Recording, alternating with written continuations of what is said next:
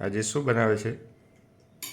આજે જો આ દાળ લીધી છે મગની, મોગર દાળ જે આપણે કહીએ, એ મેં પલાળ રાખી હતી 4-5 કલાક, બરાબર. તો આવી રીતે થઈ ગઈ છે. તો એને આપણે પીસવાની છે. તો એના માટે આ મરચાં લીધા છે, આદું મેં પીસ્યું હતું ને એનું ઝાડ છે.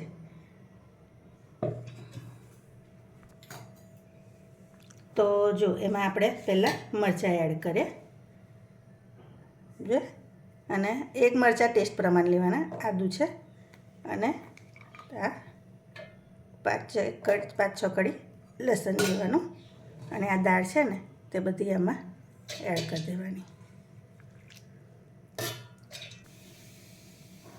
આની જોડે છે ને આપણે 1 કપ સૂજી લઈશું, બરાબર.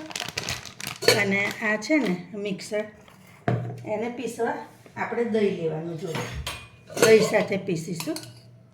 એટલે આ દહીં છે ને ખાટું થોડુંક લેવાનું, આપણે ઇન્સ્ટન્ટ બનાવીએ ને એટલે. અને હવે આને પહેલાં આપણે પીસી લઈએ.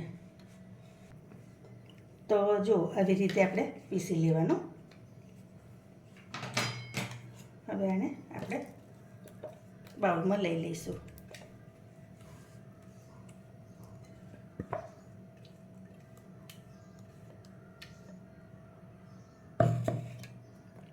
હવે આ સૂજી છે, ઝીનો જ છે, રવો હોય ને તો આની જોડે આપણે પીસી દેવાનું, પણ આ સૂજી છે એટલે આપણે આમાં ડાયરેક્ટ એડ કરી દઈશું. હું અડધો નાખું છું ને અડધો રવા દઉં છું, કારણ કે વધારે લાગે છે અને આપણે વધારે ઢોકળા બનાવવા નથી, બરાબર. તો હવે આમાં છે ને આપણે ટેસ્ટ પ્રમાણે મીઠું એડ કરી દેવાનું. આમાં બીજું શું નાખવાનું? મીઠું નાખવાનું, ધાણા નાખીશું.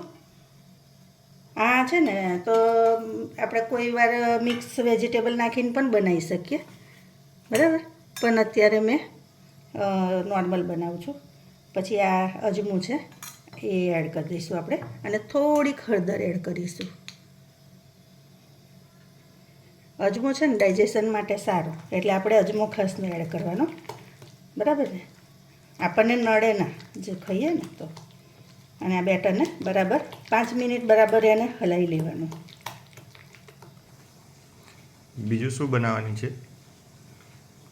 આ તો અત્યારે હર્ષુન સ્કૂલ જવાનું ને, એટલે આપણે નાસ્તો બનાવવો પડે ને, તો એના માટે આ બનાવું છું હેલ્ધી નાસ્તો. તો કેવું, દરેકને પણ આ નાસ્તો બનાવે ને તો બાળકો ખુશ થઈ જાય અને સરસ થાય. જો આપણે આ પાણી મૂક્યું હતું ને તો ગરમ થઈ ગયું, અને એમાં લીંબુનો ટુકડો નાખવાનો. કેમ કે કારણ કે આ નીચે છે ને કાળું કાળું ના થઈ જાય એને લઈને. અને આ પ્લેટ છે એ પ્લેટ એની ઉપર આપણે હમણાં રાખી દઈશું. પ્લેટ ગરમ થઈ જાય ને એટલે ઉપર રાખવાની, અને એને ગ્રીસ કરી લેવાની આવી રીતે તેલથી, બરાબર.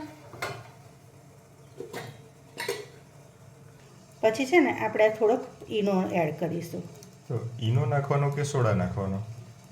બંને નખાય, પણ આમાં છે ને તો આ ઢોકળાને ફૂલવા માટે છે ને ઈનો વધારે સરસ થાય છે. એટલે આપણે આને ફર્મેન્ટેશન કરવા આપણે થોડું પાણી એડ કરી દેવાનું ઉપર, એટલે આ છે ને વધારે ફ્લફી થઈ જાય. અને આમાં છે ને 1 ચમચી હજી તેલ રેડવાનું. કેમ? કારણ કે ગળે આપણને લાગે ના ને, પેલું નહીં ખાતા હોય તો ગળે ભરાતું હોય એવું લાગે છે, તો એ ના થાય ને એના માટે. તો જો આપણે છે ને આ તેલ છે ને તે એડ કરી દઈશું આમાં, અને પછી બરાબર હલાવી લેવાનું.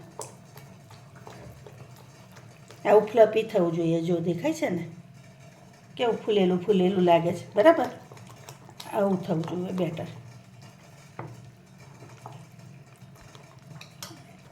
તો જો આપણું પાણી થઈ ગયું છે, અને આમ ઉપર માળો છે ને તે પણ તપી ગયો છે, એટલે આપણે એની ઉપર આ પાથરી દઈશું.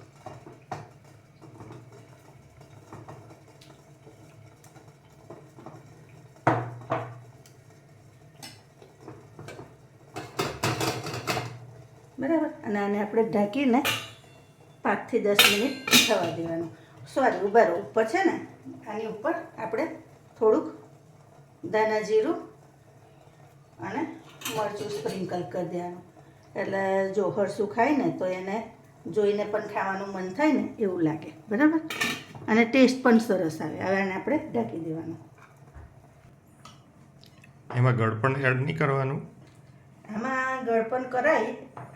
જે ખાટું મીઠું ખાવું હોય ને તો ગળપણ પણ એડ કરવાનું, પણ આ તો આપણે તો ગળપણ ખાતા નથી વધારે, એટલે તમને ગળ્યું ગમતું નથી ને, એટલે આમાં શું છે, આપણે ખાલી મીઠું જ નાખ્યું છે, ગળપણ નહીં નાખ્યું. બાકી વ્યુઅર્સ ચાહે તો એડ કરી શકે, બરાબર. જોઈ લઈએ. તો જો એકદમ કોરી આવે છે ને, આવું કોરું આવે ને એટલે સમજી જવાનું કે આપણું થઈ ગયું છે, બરાબર. હવે આને આપણે હમણાં બંધ કરી દઈએ અને એને કાઢી અને ઠંડુ થવા દઈશું. પછી થોડી વાર રહીને આપણે એને બતાવું તમને. તો જો આ થોડુંક ઠંડુ થઈ ગયું છે, આપણે એને કાપી લઈએ તો હું તમને બતાવું.